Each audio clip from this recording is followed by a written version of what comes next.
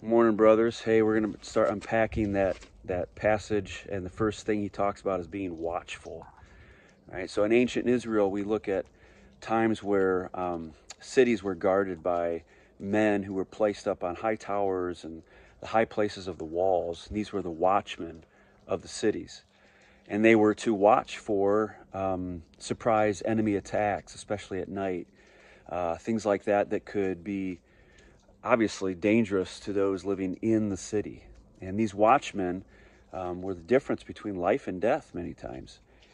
And the thing is, if these watchmen sounded the alarm, then the people in the cities would be able to be aware of the danger coming, get ready. They could be ready for battle, all of that. But if the watchmen didn't sound the alarm, then obviously the city was in danger of being attacked, people being killed or enslaved.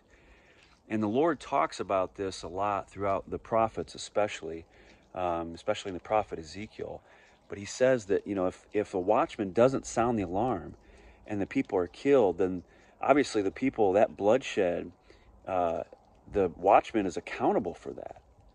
So for us as husbands, when we consider, in our spiritual walk, looking at our faith, we are watchmen for our households, for our wives, and if we have children, and just the people in our lives in general.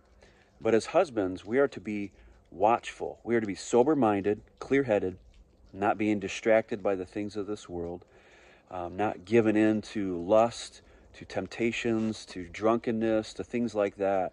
Instead, we're to be alert, to be sober-minded, watchful, and thinking about the things that we can do to encourage our wives to follow Jesus more closely, rather than things that just would distract her, take her away from the Lord, getting her involved in things that wouldn't be very godly. Instead, we should be praying for our wives, being watchful, being alert, like those men on the city walls. We should be able to see the danger coming and alert those within the walls. We should be able to see the things coming at our households and be able to pray to the Lord, to be able to get rid of things that might be harmful, to be able to watch out for our wives. And again, it just ripples out from there if we have children or people we work with, people in our communities, those kinds of things. So consider that today. What are some ways that you can be watchful, that you can be looking out for things in your life to protect your wife, to keep danger from her? I'm going to send you some scriptures as well, and just to consider that today. And I just pray that the Lord would keep watch over us. I know He is, but gives us the wisdom to be alert and to be focused and to be watchmen of God.